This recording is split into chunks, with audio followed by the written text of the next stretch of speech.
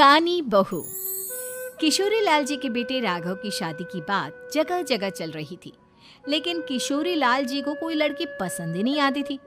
और उसकी एक ही वजह थी, किशोरी लाल जी का लालची होना।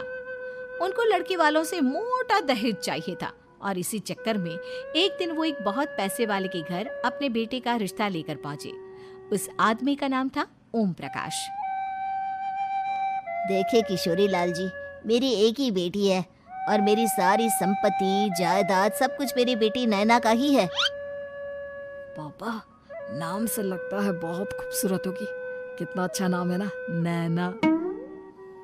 ओ, वैसे बात तो सही है आपकी। अब इतना पैसा है, जमीन जायदाद है, इकलौती बेटी, आप भी क्या करेंगे? सब कुछ उसे ही देंगे ना। बिल्कुल ठीक पहचाना आपने। बस बेटी की शादी और सारी जायदाद उसके नाम। पापा, बिना देखे हाँ कर दीजिए ना। इतना अच्छा रिश्ता फिर कहाँ मिलेगा? माला माल हो जाएंगे हम। मैं अपनी बेटी को बुलाता हूँ। अरे नहीं नहीं नहीं नहीं, आपकी बेटी का नाम नैना है, सुनकर ही लगता है बहुत सुंदर होगी। रहने दीजिए अंकल, मैं तो आपकी बेटी के नाम से ही इतना खुश हो गया हूँ कि उसे बिना देखे शादी करने को तैयार हूँ। अब तो मैं उसका चेहरा सीधे शादी के बाद ही देखूंगा। और इस तरह राघव नैना का चेहरा नहीं देखता और उससे शादी कर लेता है। शादी के बाद अपनी सुहाग रात पर जब राघव नैना का घूंघट उठाकर देखता है तो नैना की आंखें बंद थी। कितनी खूबसूरत हो तुम नैना, जरा अपनी आंखें खोलकर मेरी तरफ देखो तो सही। नहीं, मुझे शर्म आती है। अरे, मैंने तुम्हें शादी से पहले भी नहीं देखा, और अब अगर तुम आंखें खोलकर मुझे देखोगी भी नहीं तो मुझे अच्छा कैसे लगेगा? इससे पहले कि नैना अपनी आंखें खोलकर राघव की तरफ देखती, अचानक से लाइट चली गई और राघव नैना को पूरी तरह से देख भी नहीं पाया। अगली सुबह नैना राघव के लिए नाश्ता बनाकर लेकर आई। अरे ये क्या, आधा पराठा सेका हुआ है और आधा बिल्कुल कच्चा। ये तुमने क्या किया नैना?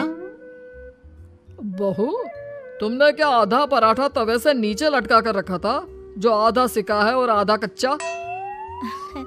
मुझे जितना दिखेगा उतना ही तो सीखूंगी ना पापा जी।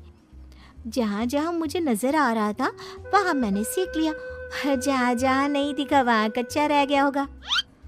इसका क्या मतलब है? ये कैसा मजाक कर रही है तुम? अरे बहू, तुमने इतना लंबा घूंघट क्यों लगाया हुआ है?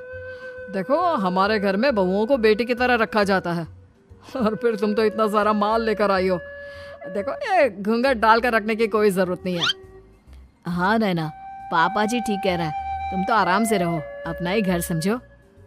नैना अचानक से अपना घूंघट उठा लेती है।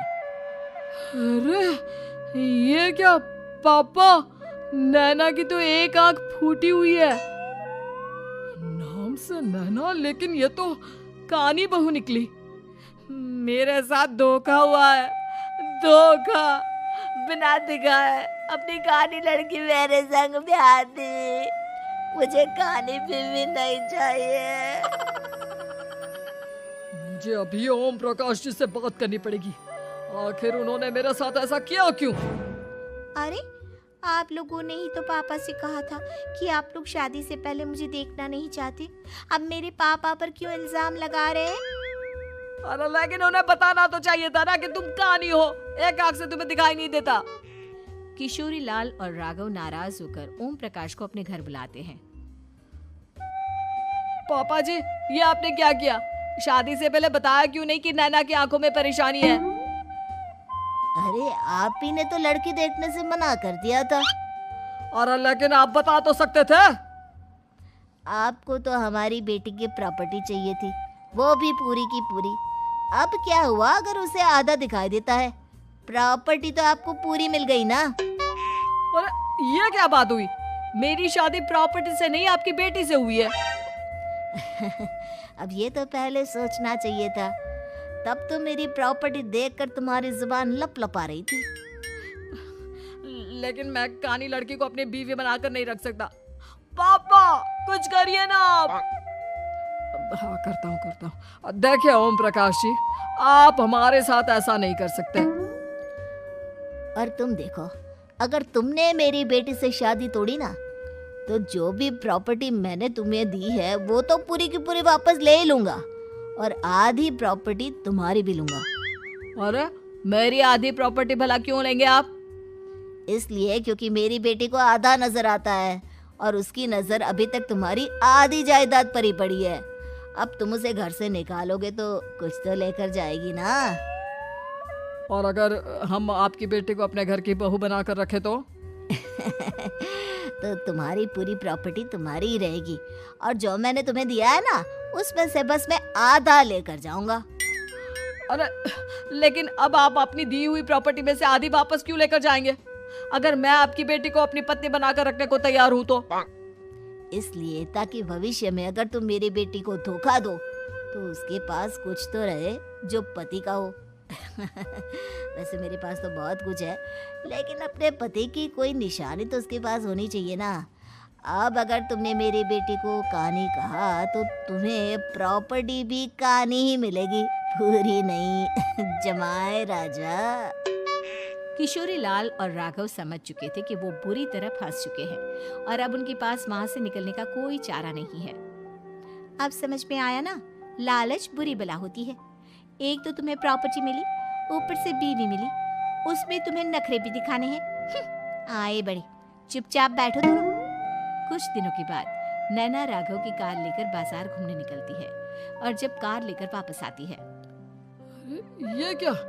एक तरफ से मेरी गाड़ी पूरी खराब हो चुकी है। लगता है तुमने मेरी गाड़ी को किसी दूसरी गाड़ी के साथ एक्सीडेंट किया है। अरे अरे कितना बड़ा नुकसान कर दिया तुमने बहू। वो क्या है ना पापा जी, मुझे एक आंख से दिखाई नहीं दे रहा था, सामने से गाड़ी आ रही थी। मुझे तो सिर्फ आधा ही दिखाई दिया और वो गाड़ी मेरी कार से रगड़ते हुए निकल गई। अब मैं क्या करूं बताओ? आप इसे ठीक कराने के पैसे कौन देगा? तुम्हारे पापा? तुमने मुझसे इस तरह से बात की? अभी रुको। नैना राघव की शिकायत ओम प्रकाश को कर देती है। देखो राघव, अब जो मेरी आधी प्रॉपर्टी तुम्हारे पास थी ना, उसमें से आधी और मैं लेकर जाऊंगा, क्योंकि तुमने मेरी बेटी को डांटा। अरे नहीं नहीं पापा जी, गलती हो गई, माफ कर दो। गलती की तो कोई गुंजाइश ही नहीं। अगली बार मेरी बेटी को डांटा तो बची हुई आधी में से आधी और ले जाऊंगा। लालच के चक्कर में हम दोनों ने बहुत बड़ी गलती कर दी बेटा। एक तो तुम्हें कानी बहू मिली और ऊपर से जो माल मिला वो भी काना। इस तरह राघव की हर एक गलती पर ओम प्रकाश उसकी प्रॉपर्टी का आधा आधा हिस्सा लेकर अपना सारा माल वापस ले गया और राघव को कानी बीवी से काम चलाना पड़ा। भाई लालच वाकई में बुरी बला है।